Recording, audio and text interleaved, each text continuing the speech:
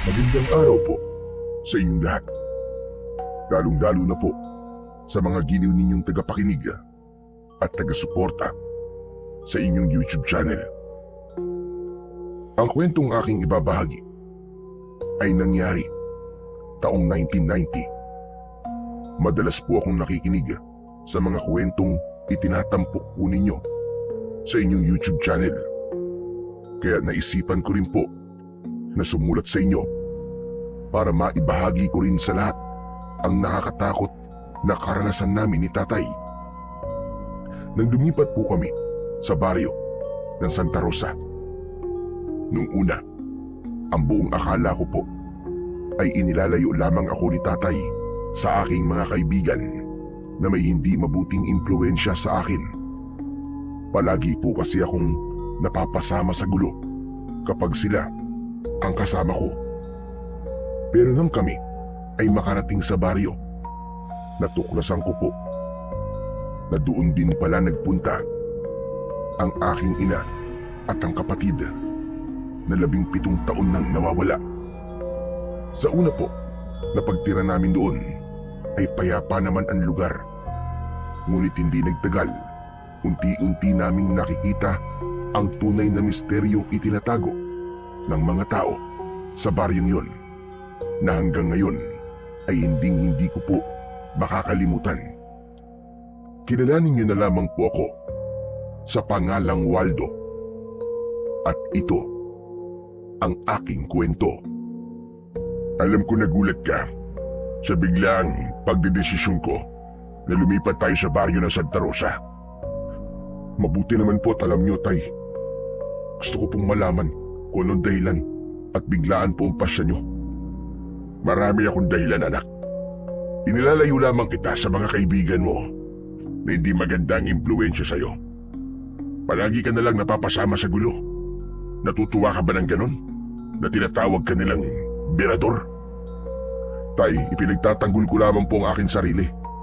Kung di po ako lalaban sa kanila, lumalabas po na duwag ako. At kapag hinayaan ko naman po sila, baka ako naman po ang pinaglalamayan ngayon. Kaya nga iniiwas na kita sa kanila, anak. Hindi sa lahat ng oras ay palagi mo may pagtatanggulan yung sarili. Paano kung bigla na lamang may tumaydor sa'yo? Iisa lang ang buhay, anak. Kaya sana'y mag-iingat ka. At bilang ama mo, masyado na ako nag-aalala para sa'yo. Kaya tama lang ito naging desisyon ko, ang lumipat sa baryong yon. Hindi po ako naniniwalang yun lang po ang dahilan nyo, Tay. Sa palagay ko po, meron pa po kayong hindi sinasabi sa akin. Ay nako, Waldo. Bahala ka na sa gusto mong isipin.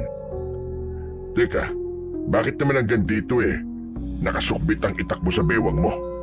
Kaya siguro pinagtitinginan tayo ng mga tao kanina Dahil dala mo yan. Itago mo na nga yan. Tay, pati ba naman to, pinakikialaman niyo pa? Hindi kita pinakikialaman. Ilagay mo sa tamang lugar ang pagdadala mo ng itak. Para ka namang sasabak sa gira niyan Nasa loob tayo ng buso. Baka mamaya niyan umakyat dito mga pulis. Tapos isipin nila na may binabala kang masama sa mga pasahero. Uso pa naman ngayon ang huldapan. Pero Tay, hindi po kasi ako komportable kung wala po to sa bewang ko. Para bang palagi po ako nag-aalala. Ay nako. Sige na, itago mo na yan. Mamaya mo na lang isukbit yan kapag nakarating na tayo sa baryo. Sige na. Pabira naman talaga, oo. Ako pinakabahan sa ginagawa mo Sige na nga po, tatago ko na po. Baka kung saan pa makarating ang usapan natin. Mabuti naman. Para naman mapanatag na ang kalooban ko. Sige na, itago mo na yan. Oo na po. Ay Tay, maiba ako. Sigurado po ba kayo dun sa lugar na pupuntahan natin? Oo naman. Maganda sa lugar na yon. Sabi ni Aling Tess, tahimik, malayo sa gulo, at malayo sa mga kaibigan mong pasaway. Ang sabi niya, marami raw ang pumupunta sa lugar na yon at hindi na raw bumabalik. Ibig sabihin daw nun, nagugustuhan nila ang lugar kaya ayaw na nilang umalis. Ay nako, para sa akin, baka meron din na ibang dahilan kung bakit hindi sila nakakabalik. Tay, mahirap po maniwala sa taong hindi pa naman yata nakakarating ng Santa Rosa. Hindi yun ang iniisip ko, anak. Tiwala ako na magandang lugar na yun at habang tama yun para sa ating dalawa. Ay nako, wala na talaga akong masasabi sa inyo, Tay. Planado nyo na ang paglipat sa baryong yun. Kaya alam po, nag-aalala po ako. Para kasing nakakatakot sa lugar na pupuntahan natin eh. Bakit mo naman nasabi yan, anak? Hindi pa nga tayo nakakarating sa lugar na yun. Tapos sinuhusgahan mo na kagad. Kita naman po, tumingin po kayo sa labas ng bintana. Kanina pa po tayong bumabiyahe, pero hanggang ngayon, wala pa rin tayong nakikitang bahay sa gilid ng kalsada. Kahit tao man lang sana na naglalakad. Maliban sa malawak na talahiban at palayan, wala nang ibang magandang tanawin sa lugar na to. Sus, ikaw lang ang gumagawa ng dahilan para takutin ang sarili mo. Hindi na ako nagulat na ganyan ang itsura ng lugar na pupuntahan natin. Dahil dati akong laking probinsya, anak. Ganito talaga ang itsura, lalo na at liblib ang baryo ng Santa Rosa. Kaya huwag ka na mag-isip ng kung ano-ano. Tinatakot mo sarili mo eh. Pero tayo hindi ko kayang gawin yun ang hindi mag-isip. Tignan niyo naman po ang itsura ng mga pasahero sa unahan ng upuan natin. Ayun ho, yung matandang lalaki na may katabing buntis. Kanina ko pa po napapansin na panay po ang linga sa paligid. Ganon din po rito sa tapat ng upuan natin. Napapansin niyo po ba ang dalawang lalaki na panay ang tayo at tingin sa unahan ng sasakyan? Halata naman sa kanila na nag-aalala rin sila sa lugar na pupuntahan natin. Kung nag-aalala sila, eh bakit hindi pa sila bumaba at wag nang tumuloy? Ay nako, basta alam ko, tumigil ka na sa kapapansin mo sa mga kasama nating pasahero. Pati ako kinakabahan sa mga pinagsasasabi mo eh. Tay, sinasabi ko lang naman po kung anong napapansin ko. Sanay ako sa pakikihalubilo sa mga tao, kaya kabisado ko kung anong ibig sabihin ng kanilang mga kinikilos. Natitiyak ko po na pareho kami ng nararamdaman. Nag-aalala rin po sila sa itsura ng lugar. Kahit na ano pa ang itsura ng lugar na pupuntahan natin, hindi na magbabago ang desisyon ko, anak. Doon na tayo titira at huwag ka nang kumontra. Tay, magsabi nga po kayo sa akin ng totoo. Ano po ba talaga ang totoong dahilan at gustong-gusto niyong lumipat tayo sa baryong yun? Gusto kong hanapin ang iyong ina at ang iyong kapatid. Ano po? Pambihira, sinasabi ko na nga ba't meron kayong ibang dahilan eh? Eh bakit po natin nahanapin si nanay? Hindi po ba't iniwan niya tayo? Niloko po niya tayo. Ang sabi niya bibisita lang siya sa kanyang mga magulang. Pero anong ginawa niya? Hindi na siya bumalik. Hindi mo ako naiintindihan, anak. Kahit 17 taon nang nakakalipas, ay umaasa pa rin akong muli ko siyang makikita. Mabubuo pa ang pamilya natin. Pero tay, iniwan niya po tayo. Wala na tayong naging balita mula sa kanya. Kaya imposibleng mabuo pa po ang pamilya natin. Kung nalaman ko po kagad ang totoo niyong dahilan, mas lalo akong hindi sasama sa inyo eh. Hindi po ako makakapayag sa gusto niyong mangyari. Tay, bumalik na po tayo. Huwag na po nating hanapin si nanay. Tumahimik ka nga. Nanay mo pa rin si Marisa at kasama niya ang kapatid mo. Kaya sa ayaw at sa gusto mo, sasama ka sa akin at hahanapin natin sila. Wala na akong nagawa nang sabihin yun ni tatay. At pagkatapos ay ibinaling niya ang kanyang paningin sa labas ng bintana. Indikasyong ayaw niya nang pag-usapan ang tungkol kay nanay at sa paglipat namin sa baryo. Habang nasa loob kami ng sasakyan, ay hindi ko maiwasan ang hindi suriin ang lugar na aming dinadaanan. Maging ang ibang tao na naroroon ay hindi rin napapakali sa kanilang upuan. Pagkalipas ng ilang oras na pagbiyahe, sa wakas ay narating namin ang unang tigilan ng sasakyan. Kami ang unang bumaba ng bus. Pag alis ng bus, ay natuon sa amin ang atensyon ng mga taong naroroon. Bumundo lang kaba sa akin dibdib nang mapansin ko ang kakaiba nilang pagtitig. Mula ulo hanggang paa ang tingin nila sa amin na para bang sinusuri nila ang aming pagkatao. Maya-maya pa ay napako ang atensyon namin sa isang matandang lalaki na panay ang sulyap sa aming mga dala. Nagtitinda siya ng mais sa gilid ng kalsada. Nagkatinginan kami ni tatay. Saka kami nagdesisyon na lapitan ito para magtanong. Pagkalapit namin sa matanda ay si tatay na ang nakipag-usap dito. Tatang, mawalang galang na po sa inyo. Pwede po ba magtanong? Ito po ba ang baryo ng Santa Rosa? Tumango ang matandang lalaki bilang tugon sa tanong ni tatay. Saka nagpalinga-linga sa paligid. Pero hindi siya nagsasalita. Tuloy lang siya sa pagpaypay ng inihaw na mais. Kaya naman, inulit ni tatay ang pagtatanong. May alam po ba kayo na paupa ang bahay na maaari po naming matuluyang pansamantala? Kumunot ang noo ng matandang lalaki. Bumakas sa kanyang muka ang pag-aalala at pagtataka. Pero bigla siyang tumayo at itinuro ang direksyon sa makipot at mabatong kalsada na papasok sa kakahuyan. Marami pong salamat, tatang. Sige po, tutuloy na po kami.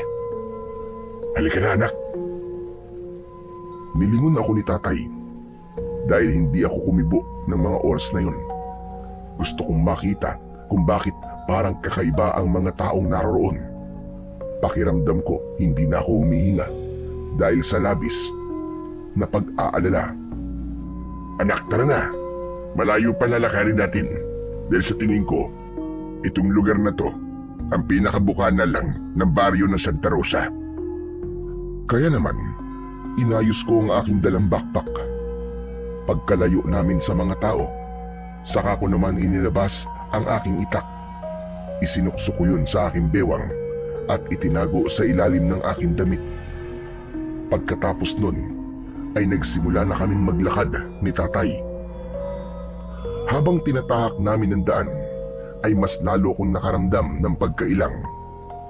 Para bang may mga mata pa rin na nakatingin sa amin kahit wala naman akong nakikitang ibang tao sa lugar na yon. Tay, alam nyo, parang may mali sa baryong to. Hindi po ba kayo nag-aalala? Paano naman ako mag-aalala? Wala naman tayong ginagawang masama. Hindi tayong ibig ko pong sabihin, ang lugar na to, tay. Para bang may mali? Tignan niyo po ang gilid ng kalsada. Malalalim ang bangin. Wala akong makitang mga bahay na nakatayo at masyado pong tahimik. Hindi po ba't parang nakapagtataka? Walang nakapagtataka sa ganun, anak. At isa pa, ito nga ang gusto ko eh. Malayo sa kaguluhan, tahimik ang paligid, at kahit papano, mapapanatag na ang loob ko na mailalayo na kita sa mga kaibigan mo. Pero tay, hindi po ako mapapanatag sa lugar na to. Huwag ka na nga mag-isip ng kung ano-ano, anak. Wala ka na rin naman magagawa eh. Nandito na tayo. Bilisan mo na lang ang paglalakad para makahanap na tayo ng bahay.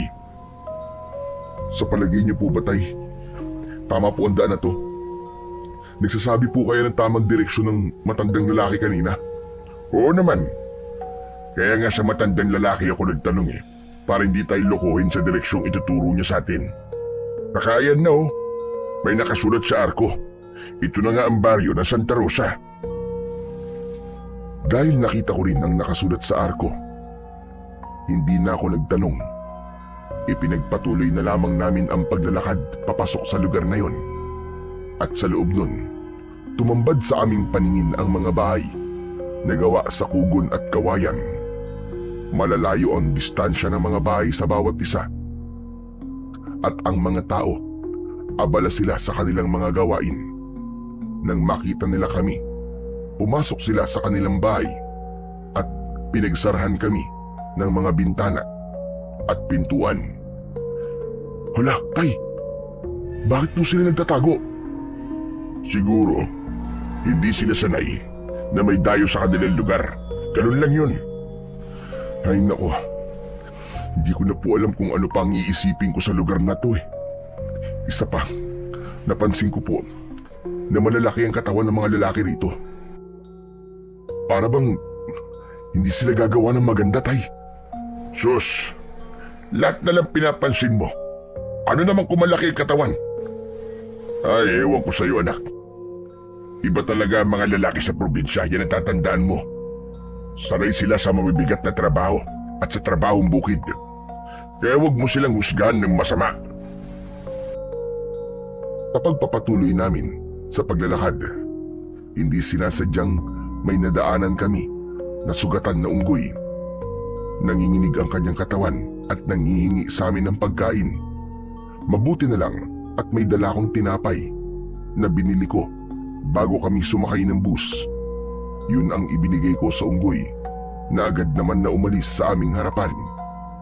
Sinundan namin ang unggoy, ngunit nawala siya sa madilim na bahagi ng kakahuyan. Kawawa naman po ang unggoy na yun, tay. Parang dadalhin pa niya sa kanyang pamilya ang pagkain na ibinigay ko sa kanya. Tama ka, anak. Siguradong may pamilya siyang hahatiran ng pagkain. Mabuti na lang at may dala kang tinapay. Anak, tama yan ha. Panatilihin mo maging mabuting tao sa mga hayop. Dahil baka dumating ang araw, sila pa pala ang magliligtas sa'yo kapag nalagay ka sa kapahamakan. Hindi po ba't yun naman po talaga ang kinagisnan kong paalala mula sa inyo, tay? Ang maging mabuti sa mga hayop. Teka, tay, tignan niyo po. Ayun o, sa gawin yun. Sinundan ang tingin ni tatay ang direksyong itinuturo ko. Tumambad sa aming paningin ang maraming abandonadong sasakyan sa ibaba ng bangin. Aba, bakit naman maraming sasakyan dyan? Sayang naman, nakaimbak lang. Teka, sino kayang nagtapo ng mga sasakyan sa lugar na yan? Tay, lapitan po kaya natin para malaman po natin kung ano dahilan at itinapon ng mga sasakyan dyan. Mabuti pa nga, mukha kasing bago pa ang iba eh. Halika na. Bumaba kami ni tatay sa may hindi naman kalaliman na bangin para tignan ang iba't ibang klase ng mga sasakyan.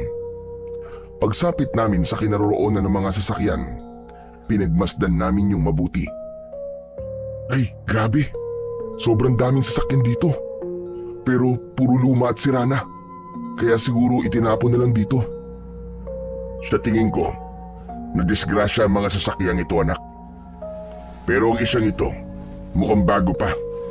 May bayad pa ng dugo sa mga upuan. Kawawa naman ang mga sakay ng sasakyang to, tay. Ano kaya kung pasukin ko po ang loob ng mga sasakyan? Baka lang po may makita po akong gamit na magbibigay ng impormasyon tungkol po sa mga biktima. Ikaw ang bahala. Ako rin.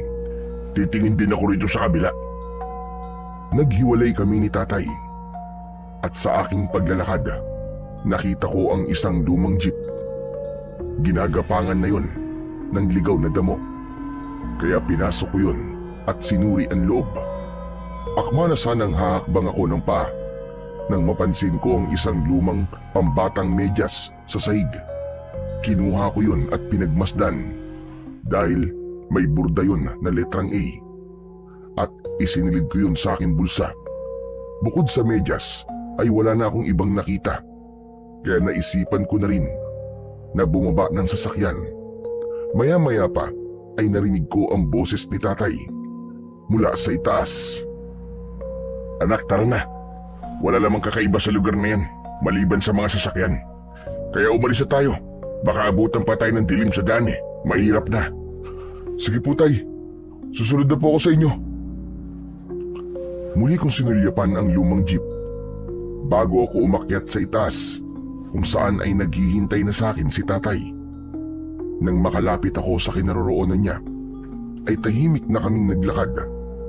Pagkalipas ng ilang minuto, ay nadaanan namin ang isang pangkat ng kalalakihan. Sa tingin ko ay mga tanod dahil sa kanilang uniforme at hawak na batuta. Napansin ko na pinagtutulungan nilang bugbugin ang isang binata. Nakita ko rin na pumutok na ang kanyang labi dahil sa tinamong suntok mula sa 5 tanod. Tay, kawawa naman po yung lalaking pinagtutulungan ng mga tanod oh. Hindi na po makatarungan ang ginagawa nila. Hindi na nga po lumalaban yung tao pero sinasaktan pa rin nila. Nako, masama na ang lagay ng lalaking yun, anak. Balak na yata nilang patayin ha. Tay, tulungan po natin siya. Bilisan niyo. Teka, sandali lang anak. Baka tayo naman na mapahamak. Isa pa, hindi natin alam kung anong totoong dahilan kung bakit siya binubugbog ng mga tanod. Hindi na po mahalaga yun, tay. Ang mahalaga, mailigtas po natin siya. Baka mapatay na siya ng mga lalaking yun At saka, hindi po dapat nila inilalagay sa kanilang mga kamay ang batas. Gaano man kalaki ang kasalanan niya, wala pa rin po silang karapatan na saktan ang taong yun. Wag na anak, wag na tayong makialam sa kanila. Madadamay lang tayo dyan. Pa hindi pwede. Hindi ko po kayang makita na mayroong binubugbog na tao sa harapan ko. Lalong-lalo na po kung wala naman siyang kakayahan para ipagtanggol ang kanyang sarili. Kung may magagawa naman po tayong tulong, bakit po hindi natin siya tulungan? Wala nang nagawa si tatay nang bigla akong tumakbo papunta sa kinaroroonan ng mga tanod. Nang makalapit ako sa kanila, ay bigla silang tumigil sa pambubugbog nila sa lalaki. Dala ng labis na panghihinaan ng lalaki, bumagsak ito sa lupa. Mawalang galang na po sa inyo. Pero ano po bang kasalanan ng lalaking yan at pinagtutulungan niyo pong bugbugin? Hindi na po lumalaban sa inyo Mga tanod pa naman po kayo. Ay, kung sino ka man, huwag ka na makialam dito. May kasalanan ako sa kanila. Kaya nila ako binubugbog. Kahit na pa hindi makatarungan ng paraan nila ng panghuhuli sa'yo. Hindi ka naman lumalaban Kaya kayo, kung tanod kayo at batas ang pinaiiral nyo, hindi nyo dapat to ginagawa. Imbis na makinig, ay nakita kong sinipa ng isang tanod ang lalaking nakahandusay sa lupa. Kaya wala na akong inaksayang oras. Tumalon ako, sabay sipa sa mukha ng tanod na nanakit sa lalaki. Bumagsak ito sa lupa. Hindi naman yun nagustuhan ng kanyang mga kasama. Kaya sabay-sabay silang sumugod sa akin. Umatake sila sa akin gamit ang kanilang batuta. Pero nagawa ko yung maiwasan at gumanti ng sipa sa kanila. Katulong ko si tatay. Nahinarap naman ang isang matabang lalaki. Dahil 4 ang kalaban ko, hinugot ko na ang aking itak. Alam kong malalagay rin ako sa alanganin at wala silang balak na buhayin ako. Kaya naman, umanda ako sa kanilang pagsugod. Nang umatake sila sa akin ng palo ng batuta, mabilis ko yung iniwasan, saka gumanti sa kanila ng isang hataw sa pamamagitan ng pinalapad kong itak. Hindi ko sila tinuluyan na sugatan, ngunit sapat na ang pagpalo ko ng talim sa kanila upang maramdaman nila ang sakit. Bumagsak sila sa lupa at nawalan ng malay. Saka ko nilapitan ang lalaki na dahan-dahang tumayo. Ayos ka lang ba? Maraming salamat sa pagtulong niyo sa akin. Nakita ko na hindi ito makatayo ng tuwid. Pinunasan niya rin ng kamay niya ang umagos na dugo mula sa kanyang pumutok na labi. Pagkatapos ay pinagmasdang kaming dalawa ni tatay. Akala ko katapusan ko na. Mabuti na lang at napabagsak niyo sila. Nakahanap din sila ng katapat. Ay, siya nga pala. Ako nga pala si Estong. Ako naman si Waldo. At siya naman ang tatay ko, si Mang Ronald. Ganun ba? Maraming salamat ulit sa inyong mag-ama. Utang ko sa inyo ang aking buhay. Teka, mukhang bago lang kayo rito Dayo lang ba kayo rito? Oo, Estong. Pero balak na naming tumira dito. Saan nyo mabalak pumunta ngayon? Ang totoo niyan, Estong hindi pa namin alam kung saan talaga kami pupunta. Ang balak sana namin ni tatay maghanap ng bahay na mauupahan na pansamantala naming matutuluyan habang wala pa kaming nahahanap na lupa na pagtitirikan ng aming tahanan. Baka naman matulungan mo kami, Estong. Hindi namin kabisado ang lugar na to, kaya nahihirapan kami. Teka, bakit naman po sa dinami-dami ng baryo na lilipatan nyo, dito pa sa Santa Rosa, ang naisip nyo? Bakit, Estong? May problema ba sa baryong to? Basta, magulo ang lugar na to. At hindi kayo ligtas sa lugar na to. Hindi kayo dapat dito nagpunta. Hindi ko naiintindihan kung anong ibig mo sabihin, Estong. Pero nandito na kami. Kailangan na namin tumuloy. Ang mabuti pa kaya tulungan mo na lang kami maghanap ng bahay. Kayo po ang bahala, Mang Ronald. Basta, hindi po ako nagkulang ng pagpapaalala sa inyo ha. Pero dahil iniligtas niyo po ako, sasamahan ko po kayo. Sa totoo lang, Estong. Kaya kami nandito, dahil may hinahanap kami mga tao. Pero hindi na muna yun ang mahalaga. Kailangan na muna namin na matutuluyan ng aking anak. Sige po, total naman po mahalaga ang sadya nyo sa lugar na to. Sasamahan ko po kayo. Tara na po, sumama po kayo sa akin. Iatid ko po kayo sa bahay ni Mang Badong. Po may-ari ng bahay na uupahan at siya rin po ang sekretaryo ng barangay. Sa kanya rin po kayo magpapalista ng pangalan nyo para sa ID kung dito nyo na po balak na tumira. Teka. Bakit kailangan pa naming kumuha ng ID? Yun po kasi ang patakaran sa baryong to. Para na rin po sa kaligtasan nyo. Hindi ko pinansin ang sinabing yun ni Estong. Sumama na kami sa kanya. Ipinagpatuloy namin ang paglalakad. Pagkalipas ng ilang minuto, narating namin ang lugar na sinasabi ni Estong. Merong 5 bahay na nakatayo sa gilid ng kalsada. Itinuro ni Estong ang isang malaking bahay sa gitna. Gawa yun sa kawayan at anahaw. Yan po ang bahay na paupahan po ni Mang Badong. Yan na lamang po ang bakante. Sa tingin ko po, pwede na po yan sa inyong mag-ama. Maraming salamat sa iyo, Estong.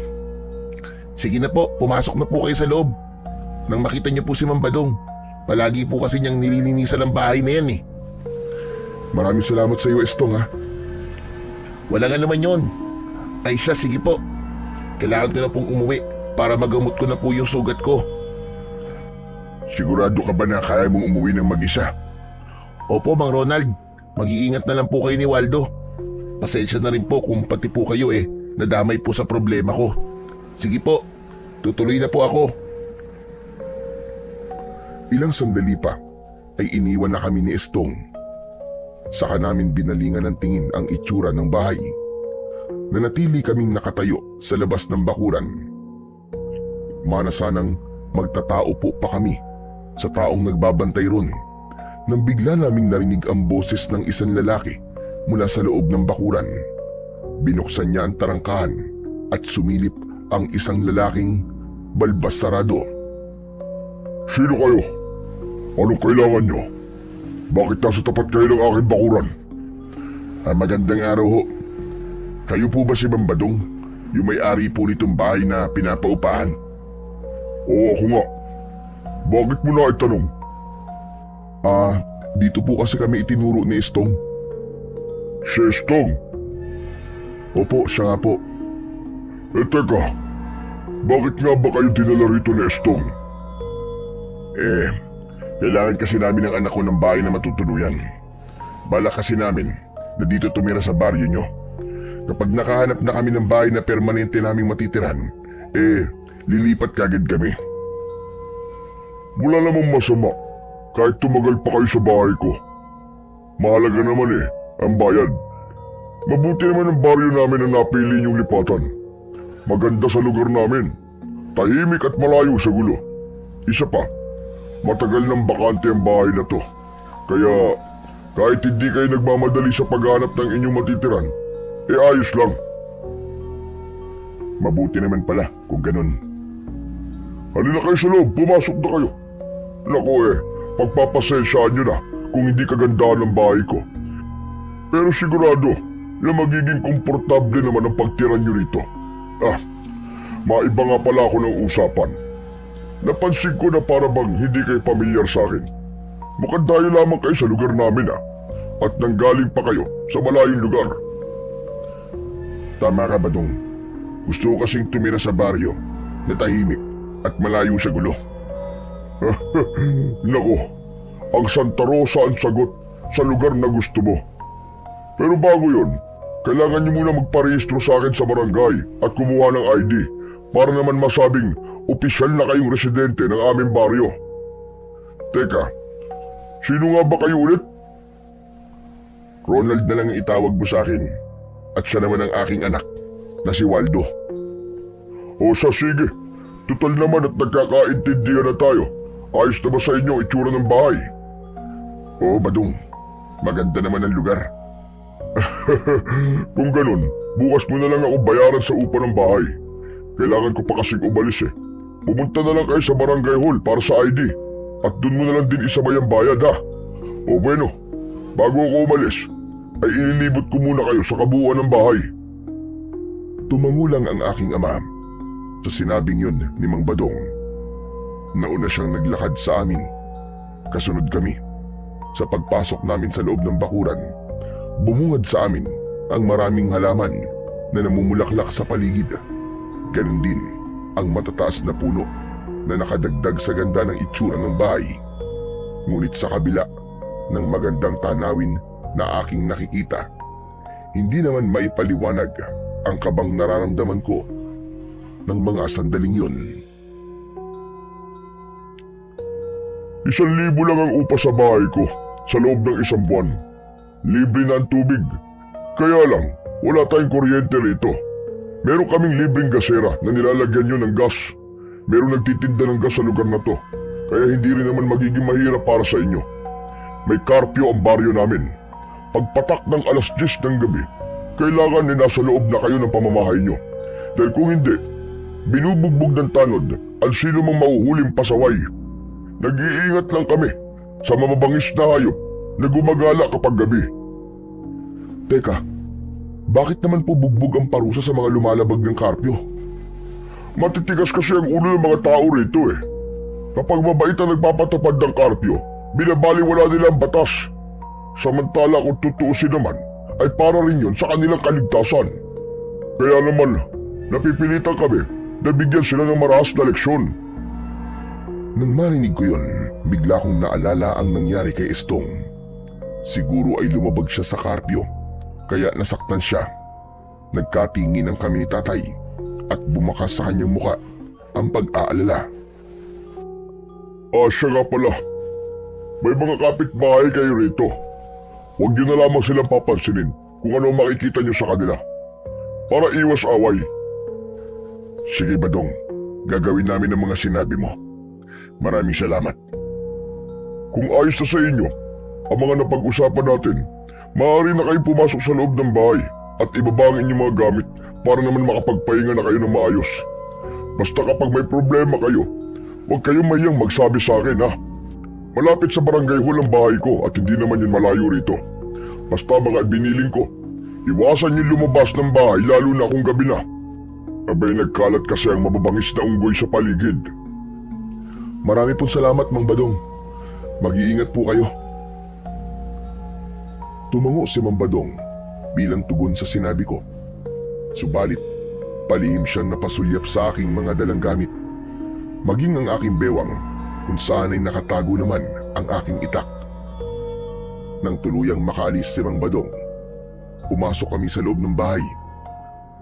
Malinis ang bahay. Walang ibang gamit maliban sa gasera at kaldero. 2 ang silid at sakto yun sa aming 2 ni tatay.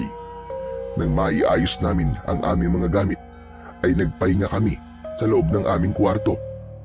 Pagsapit ng gabi, bigla kaming nakarinig ng huni sa labas ng aming bahay, kaya hindi ako nakatiis. Bumangon ako at pumasok sa loob ng kwarto ni tatay. Nadatnan ko na nakaupo siya sa gilid ng katre. Ay, naririnig niyo rin po ba ang huni ng hayop sa labas? Oo naman, kanina pa. Parang baboy na gumagala. sa loob ng bakuran natin. Tay, tignan po natin. Parang sinisira po niya ang mga tanim eh. Lumabas kami ng bahay para tignan kung baboy nga ba ang aming naririnig. Nanlaki ang aming mga mata nang tumambad sa aming paningin ang halos kasing laki ng tao na baboy ramo. Mataba yun at abala sa pagdudukal ng lupa gamit ang ungos. Panay din ang kanyang huni at napapansin ko, para bang ordinaryong eksena lang yun sa mga taong nakatira sa lugar na yon, dahil nakita ko silang pinapanood ang ginagawa ng baboy ramo. Pero agad din silang pumasok sa loob ng kanilang bahay. Mukhang sanay na ang mga tao sa baboy ramo na yan ha. Wala naman po nabanggit si Ma'am Badong tungkol po sa baboy ramo, tay. Wala namang kakaiba sa hayop na yan, anak. Kaya siguro hindi niya na binanggit. Baka mamaya lang umalis na rin yan dyan. At sa bagay naman po, mukhang mabait naman po ang baboy ramo at sanay sa mga tao. Hala, sige na, pumasok na tayo sa loob ng bahay at matulog. Gusto ko na magpahinga. Pumasok kami sa loob ng bahay at hinayaan ng baboy ramo sa labas. Nagtungo kami sa aming mga kwarto. Pagkatapos ay nahiga at agad din na nakatulog. Kinabukasan ay maagang nagising si tatay. Ginising niya ako dahil kailangan namin kumuha ng ID sa barangay. Mabilis naman akong bumangon sa katre, naligo at nagpalit na rin ng damit. Nilakad lang namin ang kalsada papunta sa kinaroroonan ng barangay hall.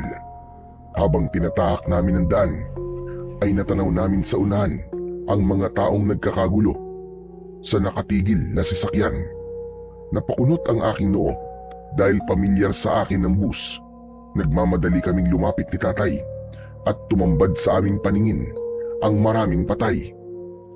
Tay, hindi po ba't ito yung sinakyan nating bus kahapon? Hala, Diyos ko po, ito nga yun, anak. Abay, ano kaya nangyari sa kanila?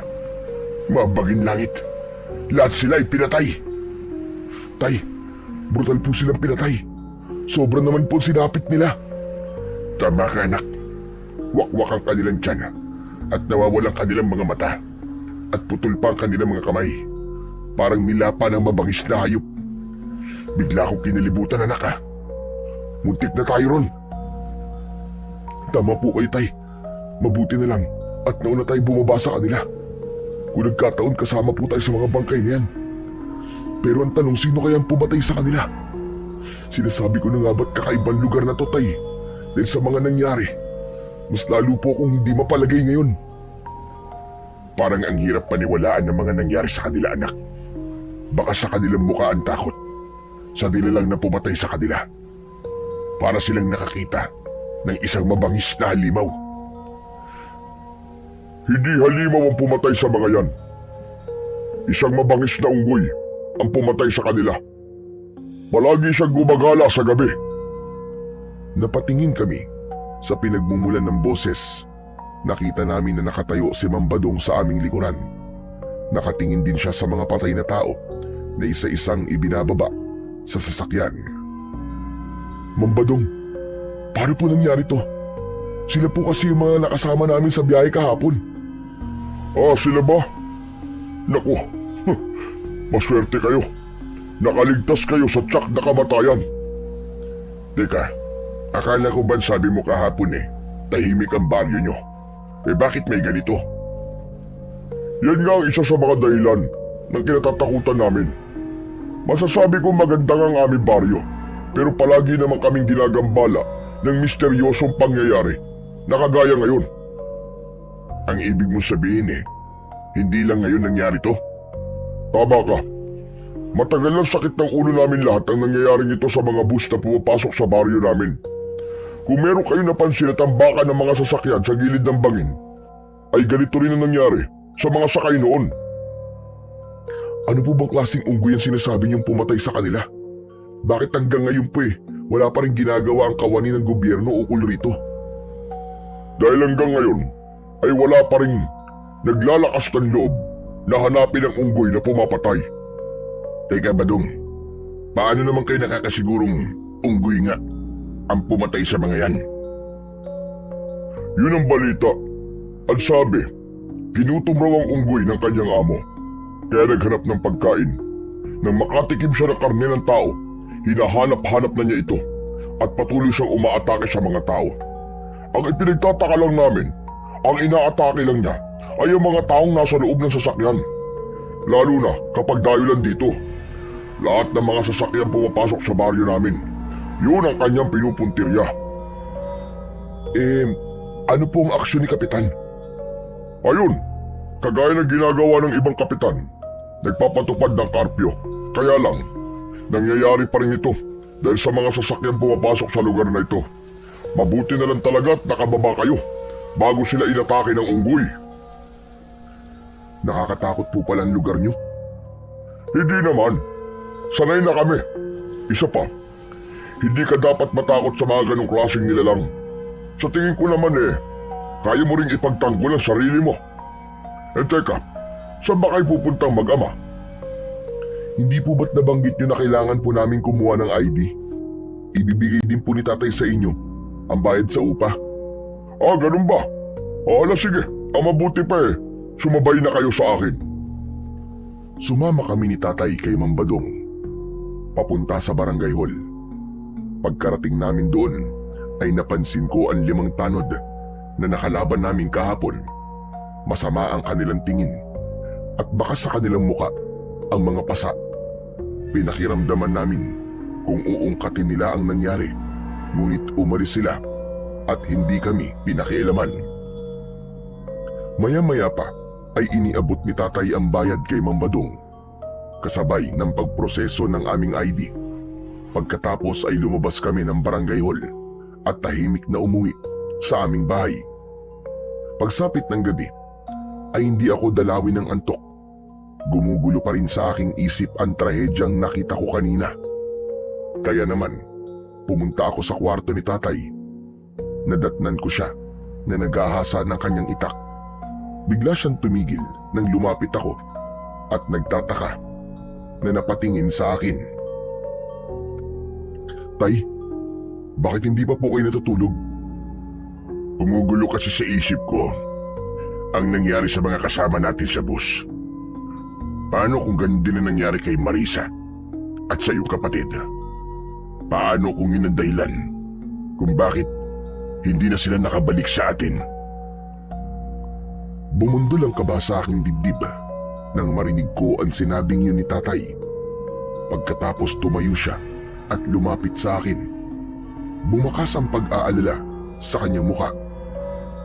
Anak, ano sa palagay mo ang totoong nangyari sa mga kasama natin? Hindi po ako sigurado, tay. Hindi po ako naniniwalang unggoy po ang pumatay sa kanila. Ano po kaya kung ngayong gabi magmatsyag po tayo sa paligid, katulad po ng ginagawa natin noon sa baryo natin? Sigurado ka ba sa plano mo, anak? Opo, tay. Ito lang po naiisip kong paraan para malaman natin kung ano ang katotohanan. Kahit hindi ko po kilala ang mga kasama natin sa sasakyan, nalulungkot pa rin po ako sa mga nangyari sa kanila. Gusto ko pong malaman kung ano po talaga ang totoong sinapit nila.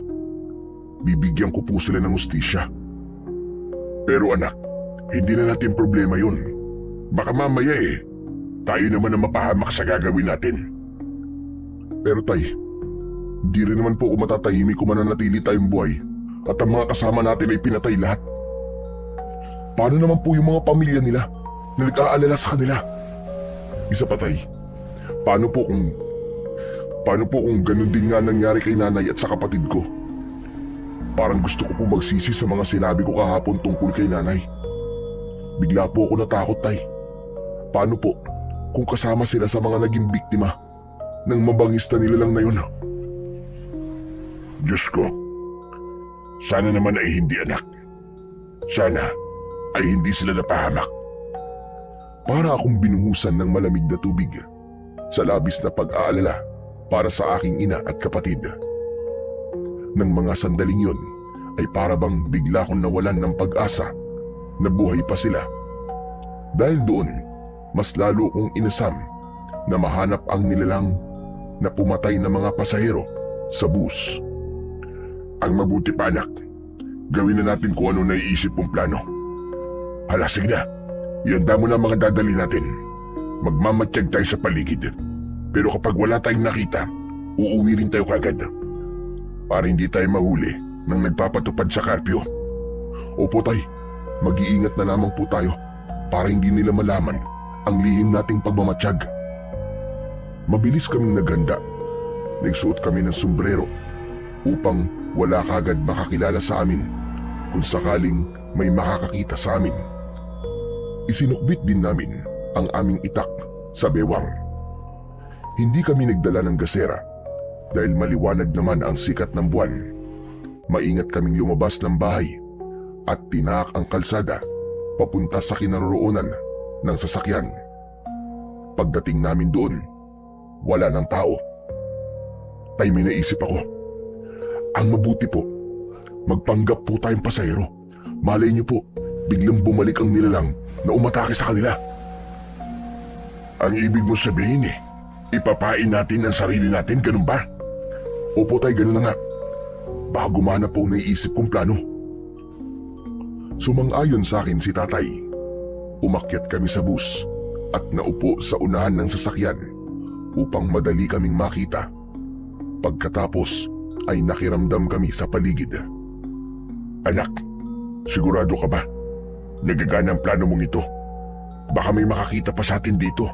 Isipin nila na tayo ang pumatay sa mga pasahero sa bus. Tay, magtiwala po kayo sa akin. Dati ko na po itong ginagawa kapag may gusto po akong huliin. Isa pa, naniniwala po ako na kung ang mga pinapatay ng nilalang ay ang mga taong nasa loob ng bus, maaaring makahanap po kagad tayo ng katibayan kung anong klaseng nilalang ang pumatay sa kanila. Kung sa bagay, may punto ka naman anak. Matagal kaming naghintay roon, subalit wala kaming napansin na kakaibang kilos sa paligid. Pagkalipas ng halos 20 minuto, narinig namin ang ugong ng isang baboy ramo. Nagkatinginan kami ni tatay at napatingin sa labas ng sasakyan. Tumambad sa aming paningin ang baboy damo na abala sa pagdudukal ng lupa. Yun din ang baboy damo na nakita namin sa loob ng aming bakuran kagabi. Matagal namin siyang pinagmasdan. Pambihira naman baboy damo na yan, tay. Kung saan-saan po siya nakakarating. Tuwing gabi ko lamang siya nakikitang kumakain at nagdudukal ng lupa. Sadyang ganyan naman ang baboy ramo, anak. Tsaka wala namang kakaiba sa baboy ramo na yan. Mabuti ngayon at baka yan pa maging dahilan para magpakita sa atin ng unggoy. Tay, baka naman po hindi unggoy ang pumatay sa mga pasahero. Baka naman po ang baboy ramo na yan. Imposible yun, anak. Wala namang balita na pumapatay ng tao ang mga baboy ramo. Kung unggoy, pwede pa. Nagkakamali po kayo, tay. Meron din pong napapabalita na minsan nang pumatay ng tao ang isang baboy ramo. Magsasalita pa sana ako nang biglang dumating ang isang babaeng unggoy. Karga niya ang kanyang sanggol. Bigla itong bumagsak sa lupa mula sa sanga ng puno at hindi na kumilos. Nanatili siyang nakatayo habang nakatingin sa baboy ramo. Nakatayo rin ito at nakipagtitigan sa unggoy. Mabilis ang tibok ng puso ko dahil ang buong akala ko aatakihin ng unggoy ang baboy ramo. Ngunit nagkamali ako. Inatake ng baboy ramo ang unggoy. Akma sanang lulundag ang unggoy, ngunit naunahan ito ng baboy ramo. Kinagat nito kagad sa tiyan ng unggoy at itinakbo papunta sa madilim na bahagi ng kakahuyan. Tay, sundan po natin ang baboy ramo. Halika, bilisan mo. Kailangan malaman natin kung saan niya dinala ang unggoy. Bumaba kami ni tatay sa sasakyan para sundan ang baboy ramo. Tinahak namin ang masukal na kagubatan. Pagkalipas ng ilang minuto, ay biglang tumigil sa pagtakbo ang baboy ramo. Ibinaba niya sa lupa ang wala ng buhay na unggoy sa mismong lugar na direktang tinatamaan ng liwanag ng buwan. Nagtago kami ni tatay sa malaking puno habang pinagmamasdan ang ginagawa ng baboy ramo. Mula sa aming pinagtataguan ay kitang-kita namin ni tatay ang biglang pagtayo ng baboy ramo. At sa isang iglap, nagbago yun ng anyo. Nagkaroon ito ng kalahating katawan ng tao at ang ulo ay sa baboy ramo. Nagsipagtaasan ang mga balahibo ko sa katawan nang makita namin ang kabuuan ng anyo ng isang halimaw. Nanginginig ang aking tuhod na napatingin sa aking ama. Tay, hindi siya totoong baboy ramo. Hindi po siya ordinaryong hayop, kundi isang halimaw. Tama ka, anak. Tignan mo ang ginagawa niya sa katawan ng unggoy. Kinain niya pati ang anak nito at gamit ang matutulis niyang kuko, winakwak niyang tiyan ng kaawa-awang unggoy. Tignan niyo, tay. Sinisip-sip din po niyan dugo ng unggoy. Pero bakit iba ang sinabi sa atin ni Mang Badong? Dahil ang buong akala nila, unggoy talaga ang pumapatay sa mga biktima. Malaking katibayan ito na mayroong aswang sa baryo nila. Hindi ko lang natitiyak kung anong klaseng nilalang siya. Tuluyan ng nilantakan ng aswang ang katawan ng unggoy at mula sa aming pinagkukublihan ay dinig na dinig namin ang pagmuya niya sa laman at buto ng unggoy. Umuungol siya sa sobrang sarap. Kaliwat kanan ang kanyang pagsubok sa lamang loob ng hayop. Nanginginig ang tuhod ko ng mga sandaling yun dahil yun ang kauna-unahang pagkakataon na nakakita ko ng aswang. Tay, pagkakataon ko na po ito para mapatay ang aswang. Teka, anak, sandali. Hindi mo sigurado kung gaano siya kalakas. Bahala na po, tay. Tiwala naman po ako sa kakayahan ko eh. Hindi na ako nagpapigil pa kay tatay. Lumabas ako sa aming pinagtataguan at dahil sa natuklasan ko, umusbong ang galit ko sa ginawa niya sa unggoy, pati na sa mga pasahero ng bus. Hoy! Halimaw ka! Pinatay mo ang unggoy! Kawawa naman! Humarap ka sa akin! Ipakita mo ang anyo mo! Gusto kong makita ang pagmumukha mo! Tumigil sa pagkain ang aswang at dahan-dahan na humarap sa akin. Nakita ko ang mapupula niyang mga mata. Matutulis ang kanyang mga kuko at mahaba ang buntot na humahampas sa damuhan. Umangil siya ng malakas kaya lumitaw ang matutulis niyang mga pangil. Tumulo ang malapot niyang laway na may kasama pang dugo. Subalit hindi ako natakot. Inihanda ko ang itak ko at matapang akong nakipagtitigan sa kanya. Ganun daw ang isa sa paraan para matakot ang isang nilalang. Kailangan labanan sila ng titigan. Kung ganun, ikaw pala ang totoong pumapatay sa mga pasahero ng busa na pumapasok sa baryong ito. Pinatay mo ang mga kasama ko. Hindi ko pa man natatapos ang aking sasabihin nang biglang sumugod ang aswang para umatake sa akin. Tumalon siya at pagpatak niya sa lupa ay saktong nasa harapan ko siya. Mabuti na lang at naging maagap ako sa pagkilos. Naiwasan ko ang kanyang suntok. At gumanti ako sa kanya ng taga na tumama naman sa kanyang dibdib. Sinundan ko yun ng pagsuntok sa kanyang muka. Ngunit gumanti siya sa akin ng kalmot na tumama naman sa aking dibdib. Kasunod ng paghampas ng kanyang buntot sa aking leeg. Bumagsak ako sa lupa. Kaya naman, sinamantala ng aswang ang pagkakataon habang nangihina pa ako. Niluhuran niya ako sa tiyan at paulit-ulit niya akong sinuntok sa muka. Nang iangat niya ang kanyang kamay, nakatutok sa akin ang matutulis niyang mga kuko. Bago pa man tuluyang bumaon sa katawan ko ang kuko niya, tinamaan ito ng sipa mula sa aking ama. Anak, tumayo ka! Bilisan mo! Kahit masakit ang aking katawan, pinilit ko pa ring bumangon at mahigpit kong hinawakan ng aking itak.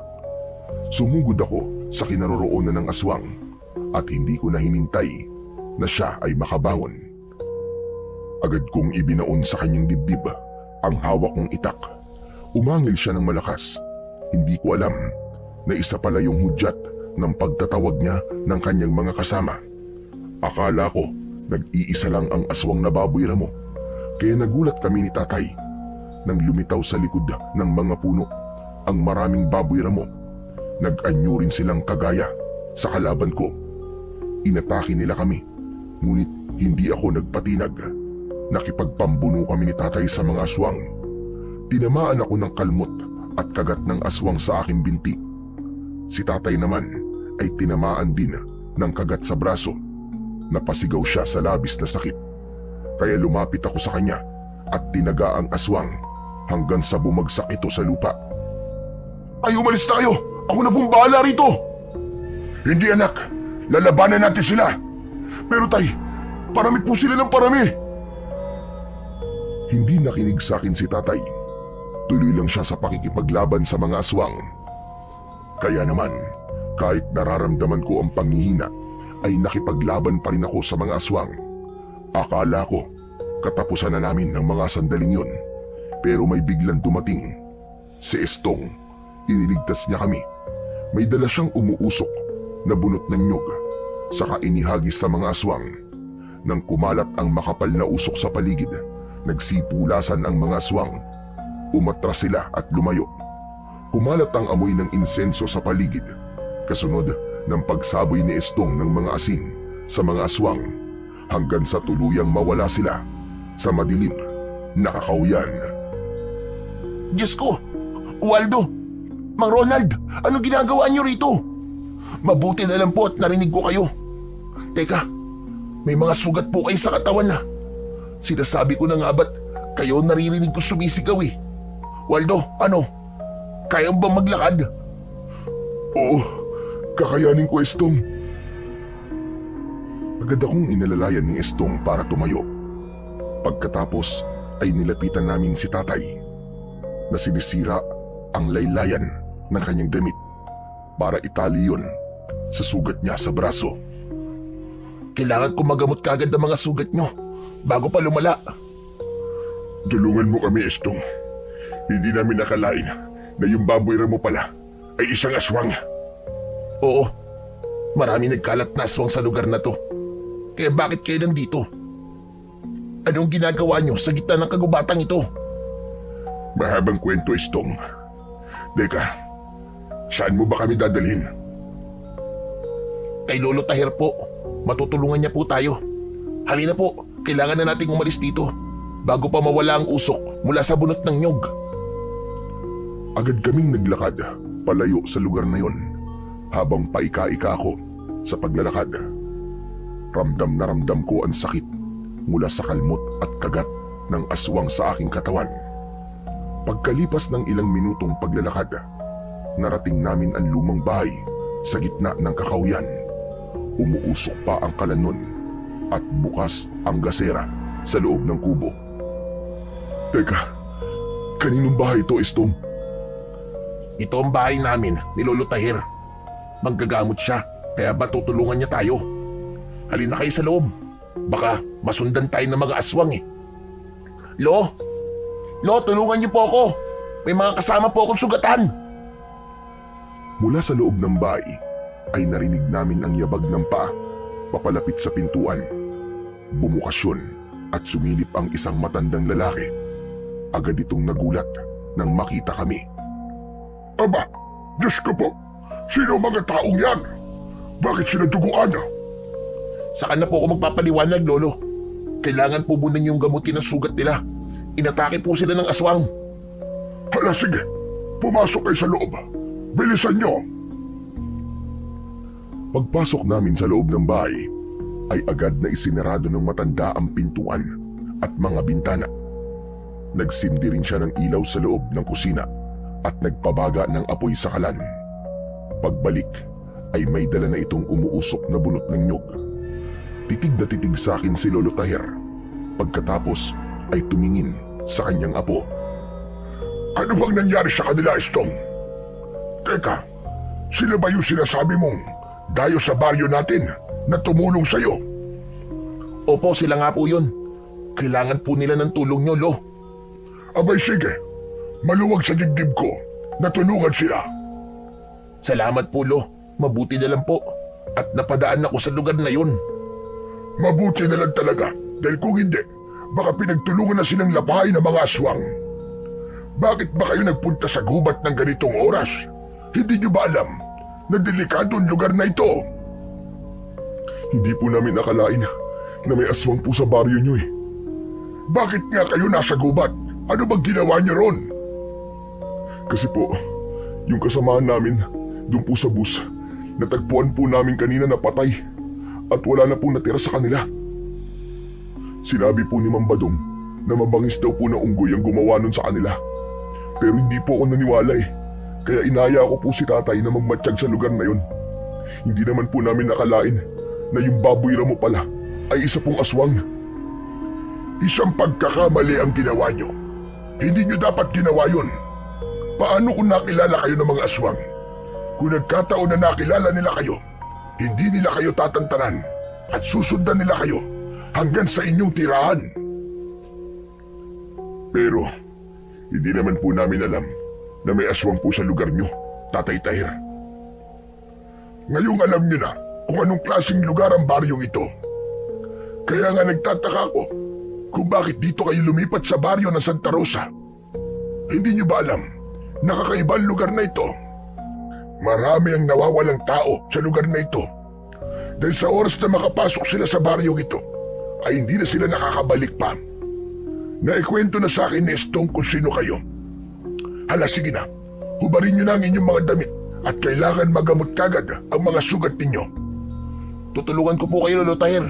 Ako na po ang magtatali ng tela sa kanilang sugat para hindi umakyat ang lason. Agad kaming sumunod sa utos ng maglolo. Ganon din si tatay.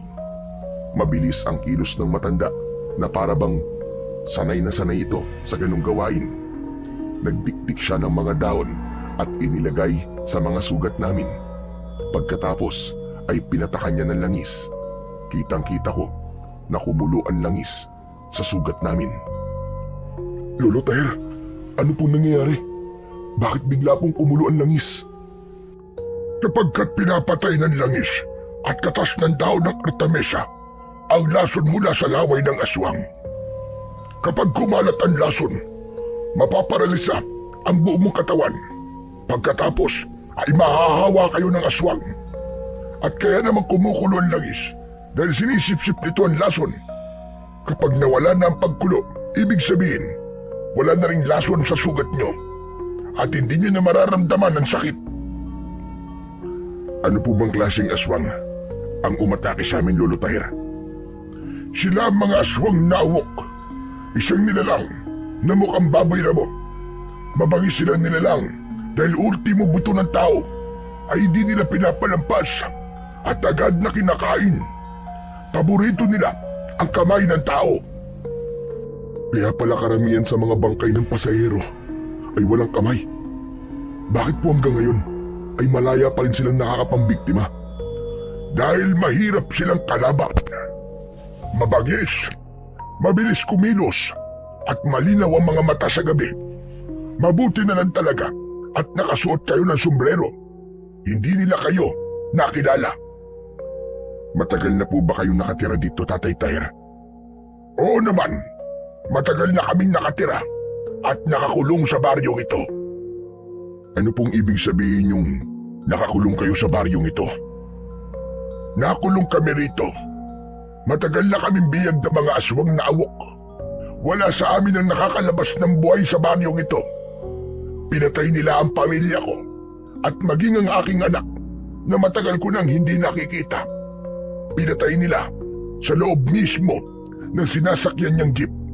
Mabuti na lang at nailigtas ko ang aking apo na si Estong.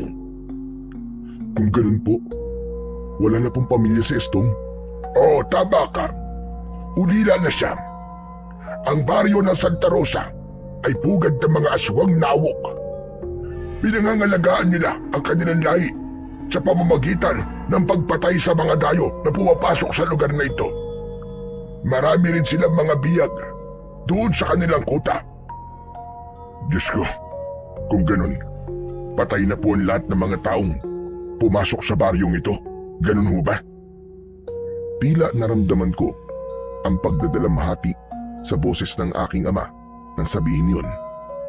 Biglang pumasok sa isip ko si nanay at ang kapatid ko. marahil ay patay na rin sila. Dala ng galit ay napakuyom ang aking kamao. Maya-maya pa ay si Estong naman ang nagsalita. Lahat ng mga taong nakapalibot sa atin ay mga aswang. Kaya mahirap magtiwala sa kanila.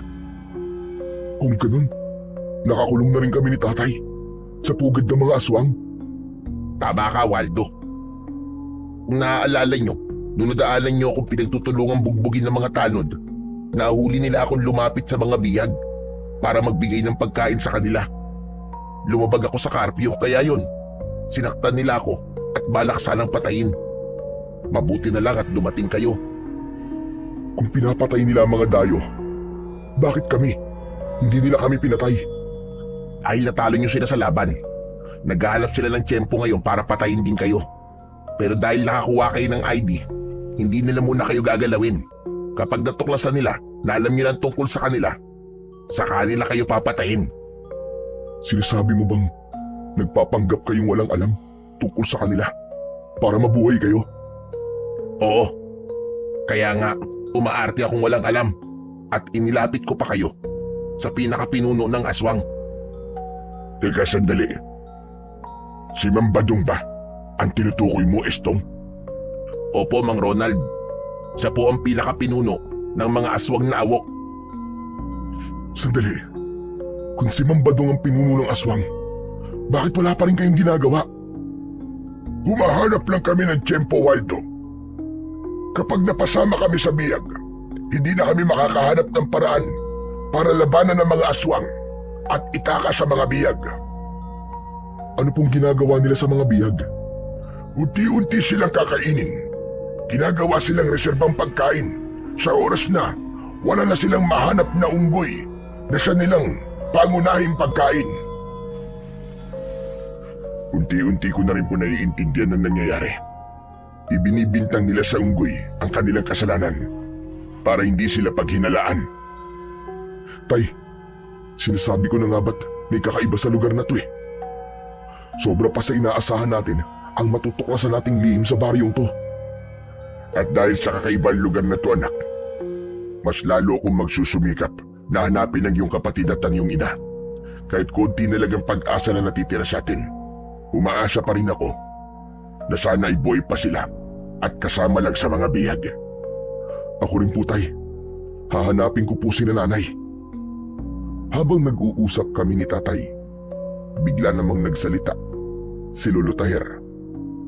Delikado ang lugar na ito para sa inyo. Hanggat maaari, kung kaya nyo magpanggap, gawin nyo. Magkunwari kayong walang alam sa tunay nilang pagkatao. Hindi rin nila dapat malaman na nakipag-usap kayo sa amin ni Estong. Dahil kung hindi, iisipin nila na bumubuo tayo ng plano para sila ay sugpuin. Naiintindihan po namin, Tatay Taher. Sige po, Lolo Taher. Gagawin po namin ang sinasabi nyo. At teka, sandali lang po. Hindi niyo po ba sinubukan tumakas man lang? Maraming beses na namin ginawa yun. Kaya lang, bantay sarado ang baryong ito. May mga kuta sa bawat labasan ng baryo. Kaya hanggang ngayon, nag-iisip pa rin ako ng paraan kung paano sila matatalo. Lalo pat ang nag-iisang sandata na makakatalo sa kanila ay binabantayan din ng maraming aswang na awok. Binabantayan na sandata? Ano pong ibig niyo sabihin, Lolo Taher? May sandata na tatalo sa kanila. Paano po yung mauuha? Gusto ko pong tumulong. Ililigtas ko po kayo kasama ang kanilang mga bihag. Nakahanda po akong sumugal para sa sandata. Bibigyan ko rin po ng katarungan ang mga nangyari sa aming mga kasama sa bus. Huwag anak, natatakot ako na baka mapahama ka. Ang kailangan lang na gawin natin ngayon ay tumakas sa lugar na ito at mahanap ang iyong ina. Hindi tayo makikipaglaban sa mga aswang. Walang puwang ang takot sa mga oras na to, tay. Kaduwagan ng pagtakas habang maraming tao ang nagdudusa at nangangailangan ng tulong. Nakahanda po ako sa mangyayari. At kasama sa plano ko, ang bigyan ng hustisya ang mga taong pinatay nila. Kung buo na ang desisyon mo, kailangan mong malaman na hindi magiging madali ang pagkuha sa iniingatang sandata. Kakayanin ko po yun, Lolo Tyre. Sige ho, sabihin niyo sa akin, paano ko po matatagpuan ang kinaroroonan ng sandatang itak? Sa gitna ng kagubatan ito, may isang malaking yungib. Isang kuweba na pinamumugaran ng mga aswang na awok. Kapag araw, doon sila nagtatago at nagpapahinga. Lalo na kapag may sugat sila, doon sila nagpapagaling. Lahat sila ay nagbabantay sa itak. Alam ni Estong ang lugar na yon. Maaari kanyang samahan at tulungan. Madali lang naman ang pagpunta ron. Ang pagpasok ang mahirap, Waldo. Dahil ang kinaroroonan ng sandata ay nasa ilalim mismo ng yungib. Ano po ang kakayahan ng sandatang naroon? Ang kakayahan ng itak ay ilabas ang kapangyarihan ng aswang mula sa kanyang katawan. Tinutunaw ng itak ang mutya ng awok. Teka, bakit po ganun kalakas ang itak? Dahil isa yung mahiwagang itak na pinanday sa gitna ng lindol at kidlat.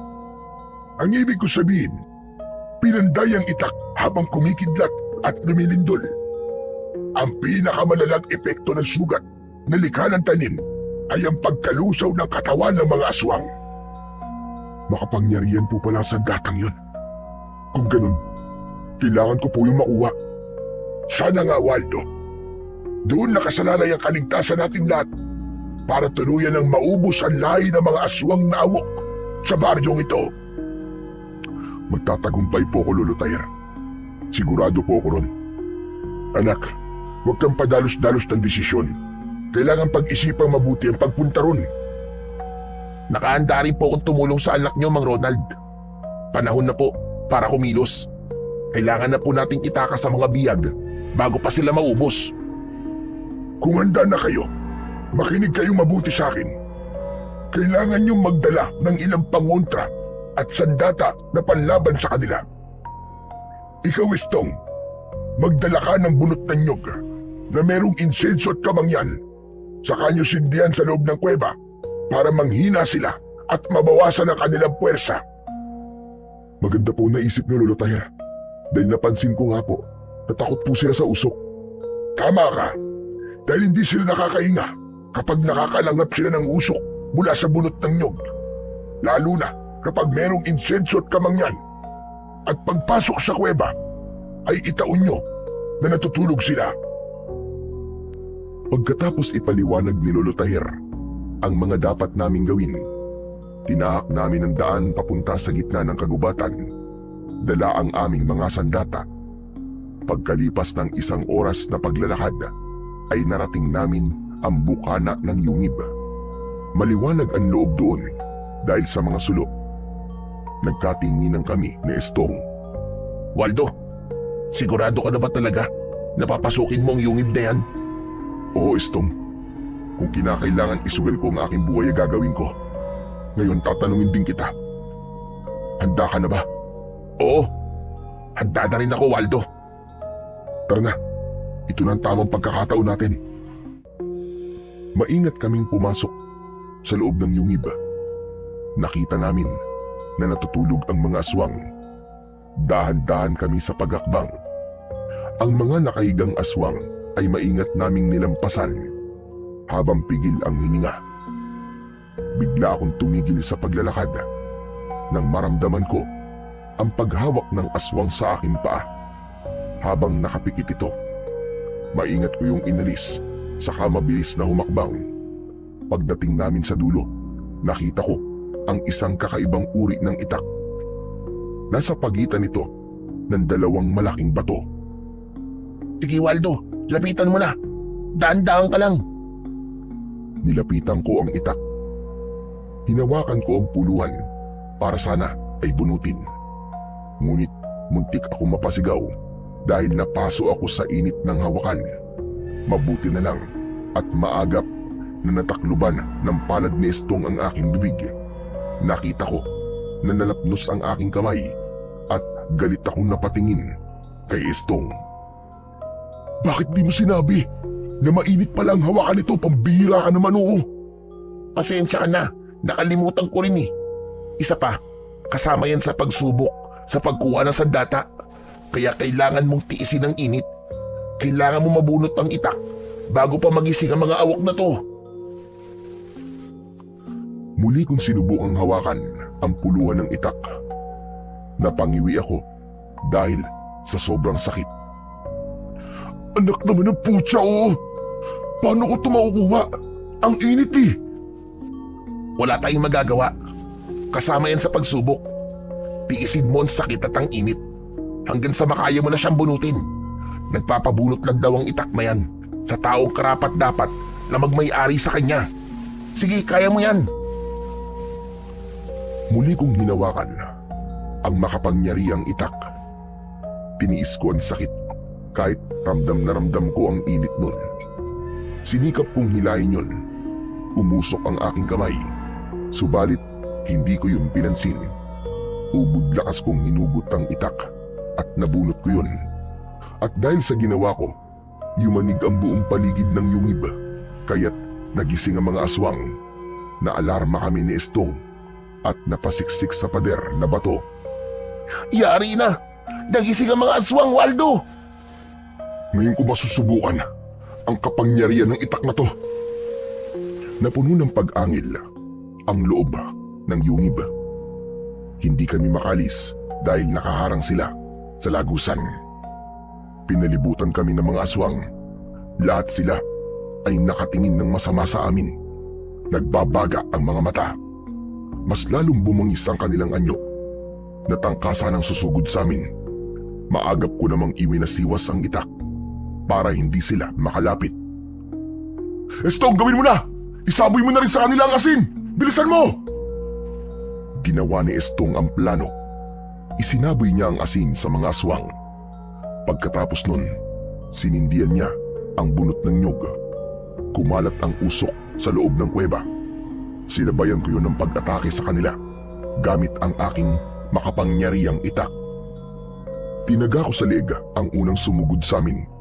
Nakita ko ang epekto ng talim sa katawan nila. Merong lumabas na usok mula sa nakabukas na sugat ng aswang. Bumagsak siya sa sahig ng kuweba. Nagkikikisay ang katawan. Bumubula ang bibig na parabang nalalason at lumuwa ang kanyang mga mata hanggang sa tuluyang lumiyab ang kanyang katawan. Hindi ako makapaniwala sa malakas na kapangyarihan ng itak. Kaya naman, sumugod ako sa mga natitira pang mga aswang at bawat wasiwas ko ng talim sa ere ay tinatamaan ko sila sa kanilang katawan at agad na nasusunog. Waldo, tara na! Malapit na maubos ang usok sa bunot ng nyog! Dahil sa sinabing yun ni Estong, mabilis kong inatake ang mga aswang na nakaharang sa daan palabas ng kuweba. Bawat tamaan ng aking taga, isa-isa silang bumabagsak sa sahig ng kuweba hanggang sa masunog. Ang iba naman ay napapaluhod dahil nangihina sila sa nalalanghap nilang usok galing sa bunot ng nyog. Sinamantala namin ang pagkakataon para lumabas ng kuweba. Hindi ko napansin na merong nag-iisang aswang na humabol sa amin. Kaya bago ko pa mapugutan ng ulo ang aswang, tinamaan na ng kalmot sa dibdib si Estong. Dala ng labis kong galit, paulit-ulit kong tinaga sa leeg ang aswang na awok hanggang sa tuluyan itong bumagsak sa lupa hanggang sa masunog. Saka ko naman nilapitan si Estong. Estong, may sugat ka! Ayos lang ako. Hindi naman malalim ang sugat ko eh. Anong hindi malalim? Delikado pa rin yan dahil sa laso ng awok. Mabuti na lang at pinadala sa akin ni Lolo Tahir ang langis na to. Gagamutin kaagad kita. Hubarin mo ang damit mo. Mabilis na nagubad ng damit si Estong at lumantad sa aking paningin ang tatlong malalim na guwit mula sa kuko ng aswang na awok. Pero biglang napako ang aking atensyon sa suot na kwintas ni Estong. Meron yung palawit na tela na may pamilyar na itsura. Hindi ko lang matandaan kung saan ko yun nakita. Pagkatapos kong patakan ng langis ang sugat ni Estong, ay muli niyang isinuot ang kanyang damit. Pero hindi ako nakatiis na hindi magtanong tungkol sa kanyang kwintas. Anong uri ng kwintas ang suot mo, ha Estong? Naku, wala to.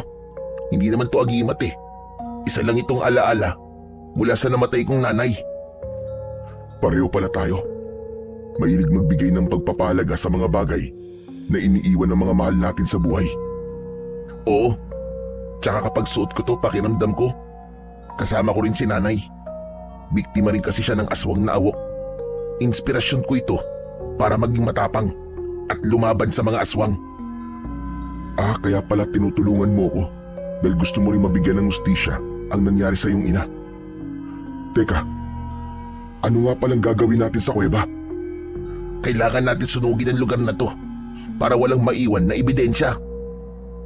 Sinunog namin ni Estong ang loob ng kuweba. Pagkatapos kong gamutin ang kanyang sugat, ay inalalayan ko siyang maglakad, papalayo, sa lugar na yon. Pagkalipas ng 1 oras, narating namin ang bahay ni Lolo Taher. Pagkatapos kong maipakita kina Tatay at Lolo Taher ang itak, nagplano kami sa gagawin naming paglusob sa kuta ng mga aswang para itakas ang mga bihag. Nagkaroon din kami ng konting pagsasanay sa paggamit ng aming sandata. Nagpalipas kami ng ilang araw sa bahay ni Lolo Taher. Gumawa naman ng patibong si Tatay sa palibot ng bahay ng matanda. Kaya isang gabi, isinigawa na namin ang plano. Sanib puwersa kami ni Lolo Taher, Estong at Tatay sa paglusob sa kuta ng mga aswang. Maingat kaming nagtago sa likod ng mga puno habang pinagmamasdan ang kinaroroonan ng kulungan ng mga bihag. Bakit para yatang tahimik ang paligid, Tatay Taher? Madalas ay ganyan na nangyayari dahil abala sila sa normal nilang pamumuhay. Maaaring naghahanap sila ng mga unggoy na kanilang gagawing pagkain. Nakapagtataka naman po yata na wala silang iniwan na bantay sa mga bihag. Dahil kampante sila na walang magtatangkang itakas ang kanilang mga bihag. Hindi po ba't magandang pagkakataon na ito para sa gagawin nating plano? Kaya tara na po, habang wala pa po ang mga bantay. Sige, ako na ang mauuna sa pagpasok sa kuta. Lumabas ako sa aking pinagtataguan, pero hindi nagtagal. Sumunod na rin sa akin sina Tatay. Maingat ang aming hakbang habang nakayuko. Panay ang linga namin sa paligid. Inihanda ko ang aking itak at pinakawalan ang mga biyag. At habang isinasagawa namin yon, hindi namin napansin na unti-unti na palang lumilitaw mula sa likod ng mga puno ang mga bantay roon. Nagulat kami dahil napapalibutan na kami ng mga aswang na awok. Maya-maya pa ay dumating si Mang Badong. Nasa likod nito ang mga tanod. Nakangisi sila ng nakakaloko. Pambihira! Nahulog tayo sa patibong nila. Talagang inabangan nila tayo para mahuli tayo. Ano nang gagawin natin? Paano na ang mga biyag? Wala na tayong magagawa, anak. Wala na tayong madadaanan. Dahil sa naging reaksyon namin, umalakhak ng malakas ang aswang na si Mang Badong. Saka ngumisi at nagpalitaw sa mahahaba nitong mga pangil.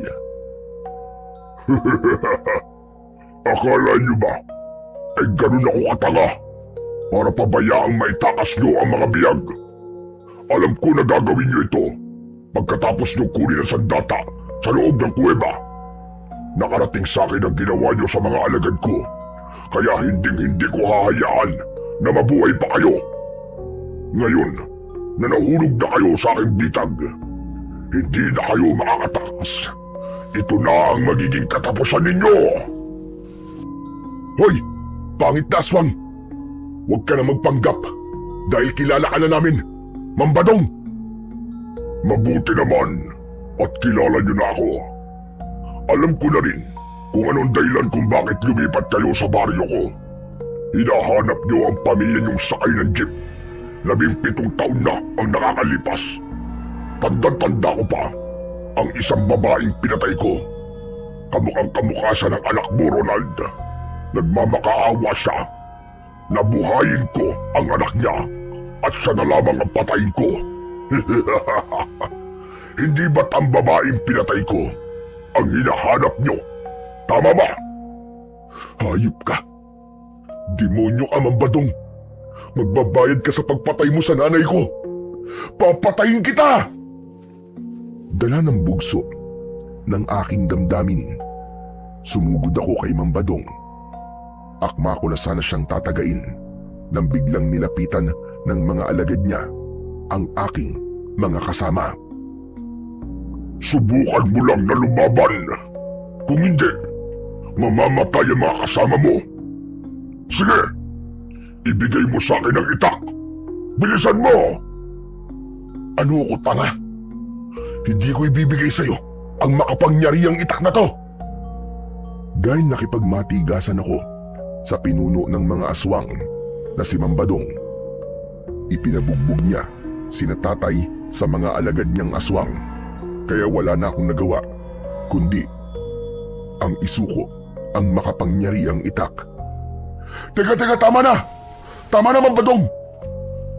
Huwag niyo silang saktan! Mabilis ka naman palang kausap eh. Sige, itali ang lapastangan na yan!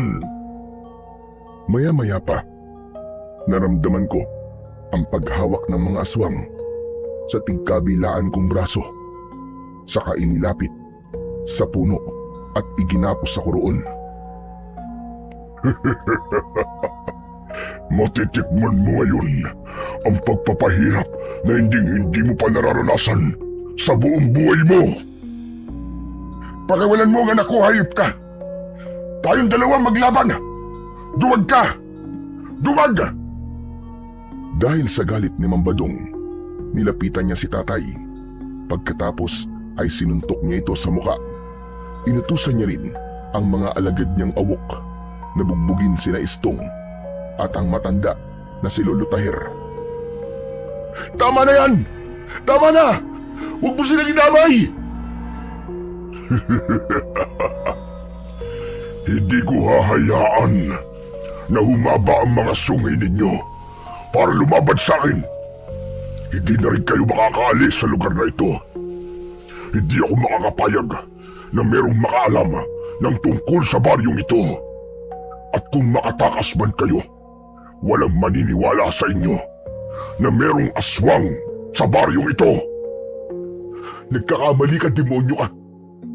Gagawin ko ang lahat para makaalis sa lugar na to. At ang ID na ibinigay mo ang gagamitin kong katibayan na nanggaling kami sa baryong ito at ipagkakalat ko sa lahat na mga aswang kayo. Biglang dumilim ang anyo ng pinuno ng mga aswang na si Mambadong.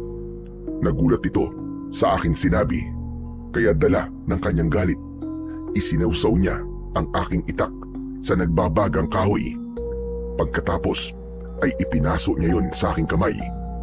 Halos mapasigaw ako sa labis na kirot. Si tatay ang hindi nakatiis.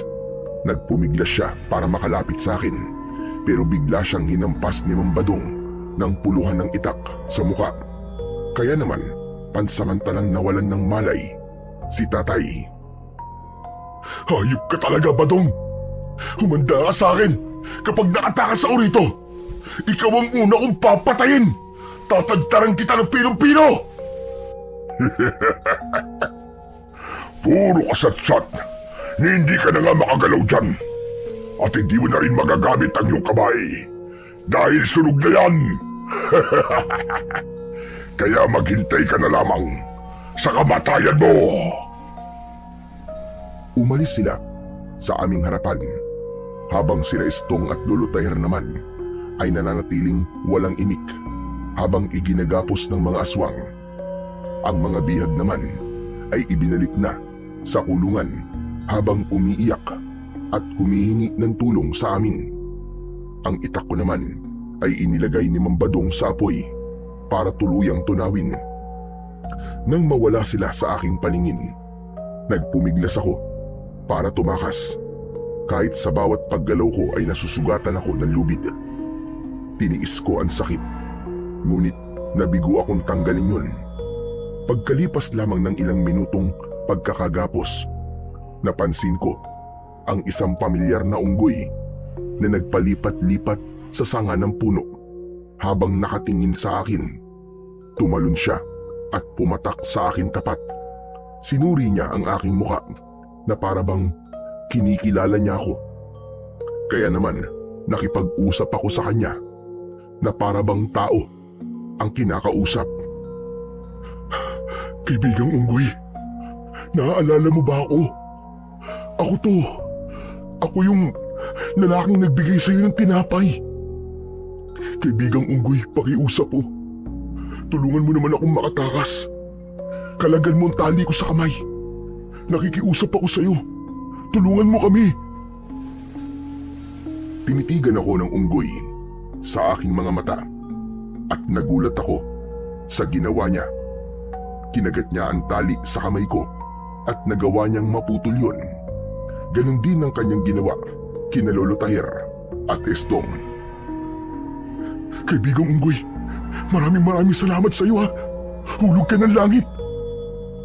Umuni ito, saka umalis sa lugar na yon. Mabilis akong tumayo at nilapitan ang siga. Mabuti na lang at wala na yung apoy at hindi tuluyang natunaw ang itak. Dinukot ko ang medyas sa aking bulsa at pagkatapos ay ibinalot ko yun sa aking napasong kamay. Kinuha ko ang itak at ibinaba sa lupa upang maibalik sa dating lamig ang hawakan nito. Nang kaya ko na ang init, wala na akong inaksayang oras. Agad naming pinakawalan ang mga bihag. Waldo, sige na. Ako nang bahala sa mga bihag. Sige po, ako naman po ang bahala kay tatay. Tara na po, kailangan na po nating umalis dito bago pa sila bumalik. Mabilis kaming umalis sa lugar na yon. Pagdating namin sa bahay ni Lolo Tahir, ay agad niyang ginamot ang sugat ko sa may kamay, pati si tatay na nagkamalay na rin. Biglang natigilan si Lolo Tahir nang makita niya ang suot kong medyas na nakalagay sa aking kamay. Saka napatingin ito kay Estong na lumapit din sa amin. Lolo, sandali lang ho. Ano po nangyayari sa inyo? Bakit bigla po kayo namutla?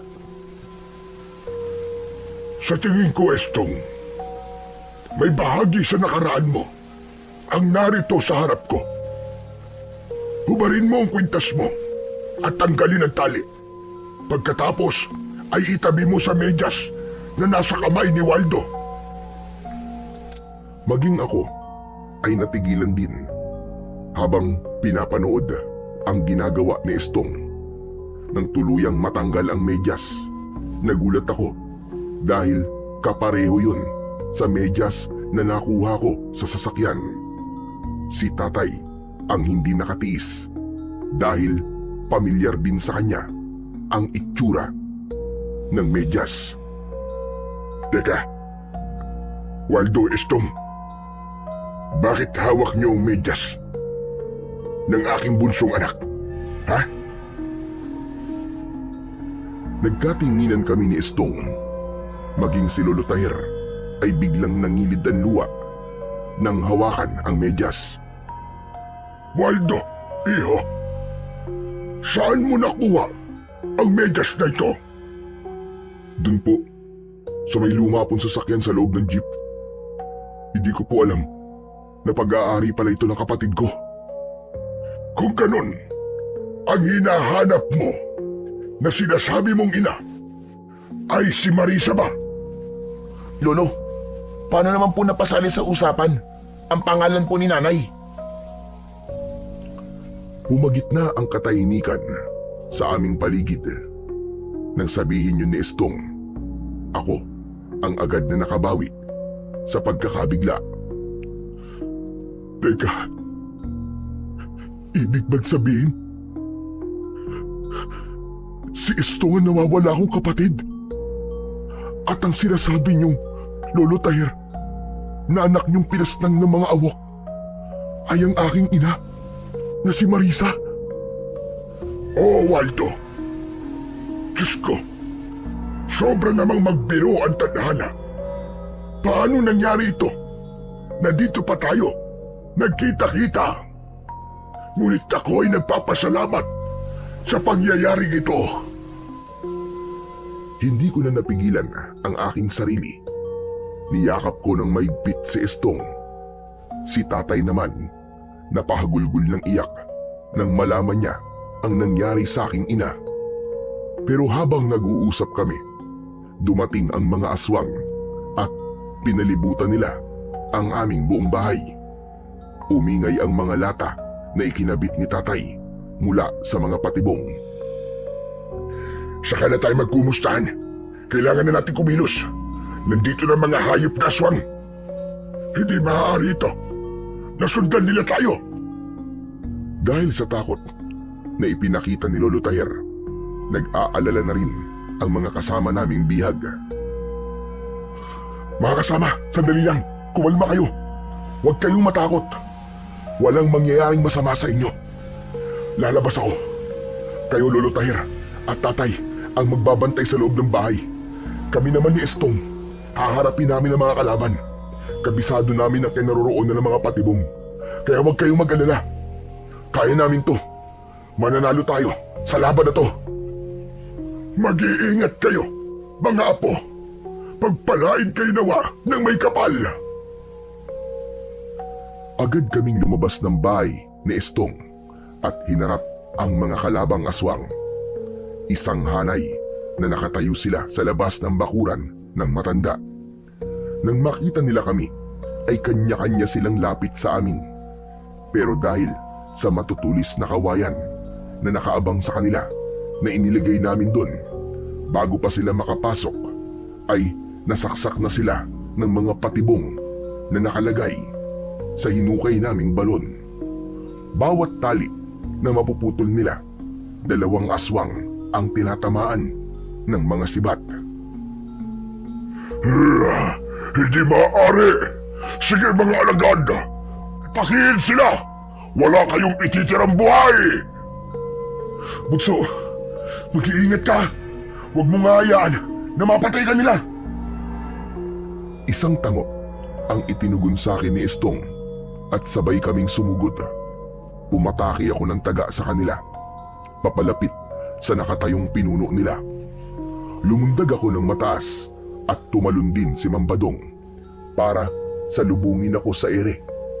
Tinamaan niya ako ng kalmot sa dibdib. Tinamaan ko rin naman siya ng taga sa balikat. Unti-unting umusok ang sugat niya, ngunit patuloy pa rin siyang lumaban sa akin. Sinuntok niya ako na agad ko namang naiwasan. Sa aking pagtayo, tinaga ko siya sa leeg at sinundan ko pa yun ng sipa sa kanyang dibdib. Kahit unti-unting nauhulog ang kanyang mga mata dahil sa epekto ng aking sandata, tuloy siya sa pagakbang at gumanti ng kagat sa akin. Naiharang ko ang talim sa kanyang bibig. Sabay hila ko, kaya naman nahiwa ko ang kanyang labi. Pagkatapos, tumalon ako ng mataas at itinarak ko ang aking makapangyarihang itak sa kanyang ulo. Doon na nagsimula ang pagbula ng kanyang bibig. Hayop kang demonyo ka! Sisingiling ka na ngayon sa kasamaan mo, at yan na rin ang magiging katapusan mo! Isang malakas na pagtaga sa kanyang leg ang aking ginawa. Nasunog ang kanyang katawan at kumalat ang kanyang abo sa lupa. Samantala si Estong naman ay nakikipagpambuno pa rin sa mga natitirang alagad ni Mambadong. Inatake ko sila ng taga sa leeg, pero nagulat kami ni Estong nang mula sa puno dumating ang napakaraming unggoy. Tinulungan nila kami. Inuhulog nila ang mga aswang sa balon na puno ng matutulis na kawayan. Lahat ng mga nahulog sa patibong ay pinagsasasaksak ko gamit ang aking makapangyarihang itak hanggang sa sila ay mamatay. Nang humupa ang kaguluhan, lumapit sa akin ang unggoy. Sumampa siya sa aking balikat at niyakap niya ako ng maigpit. Naramdaman ko na para bang siya ay nagpapasalamat. Kaibigang unggoy, maraming salamat din sa tulong mo sa amin. Kundi dahil sa'yo, hindi namin to magagawa. Pagkatapos ko magpasalamat sa kanya, umalis sila sa loob ng bakuran at naglaho sa kakauyan. Hanggang sa lumapit na sa akin ang kapatid kong si Estong. Kuya, paano mo nakakausap ang mga unggoy? Hindi ko siya totoong nakakausap, Estong. Naiintindihan lamang niya kung ano ang aking sinasabi. Siguro naalala niya ang kabaitang ipinakita ko sa kanya. Maya-maya pa ay lumabas ang mga tao sa bahay ni Lolo Tahir. Lumapit sila sa akin at nagpasalamat. Saka kami nag-usap ni Tatay at Lolo Tahir tungkol sa pagiging isang pamilya namin. Pagkatapos ng gabing yon, ay tuluyan na naming nasira ang pugad ng mga aswang. Naubos na ang kanilang lahi at hindi na kami umalis sa baryong yon. Tuluyan na kaming nanirahan sa baryo ng aming ina. Pinuno namin ng masasayang sandali ang panahon na nahiwalay kami sa isa't isa. Sa ngayon, ang medyas na nagbuklod sa aming magkapatid para mahanap ang bawat isa ay nasa pangangalaga pa rin namin, kasama ang aking makapangyarihang itak. Sa kasalukuyan, meron na po kaming sari-sariling pamilya. Masaya at tahimik na namumuhay sa baryo ng Santa Rosa na minsang sinakop ng mga aswang. Marami po akong natutunan pagkatapos ng nangyari na yon sa amin. Una, ay ang bago ka lumipat sa ibang lugar, mabuting alamin muna kung ito ba ay ligtas na tirahan. Dahil baka mapunta ka rin sa pugad ng mga aswang. Pangalawa, huwag nating sukuan ang ating pamilya hanggat hindi natin nalalaman kung bakit sila nawala sa atin. Panatilihing maging mabuting tao at sa mga hayop. Dahil baka dumating ang isang araw na sila naman ang magbibigay ng tulong sa atin. Hanggang ngayon po, Sir Blair, hindi ko nakakalimutan ang unggoy na tumulong sa amin. Sa katunayan, palagi siyang bumibisita sa amin. Hanggang sa aking mga anak, itinuturo ko sa kanila na palaging maging mabuti sa mga hayop. Hanggang dito na lamang po ang aking kwento at sana ay kinapulutan po ng aral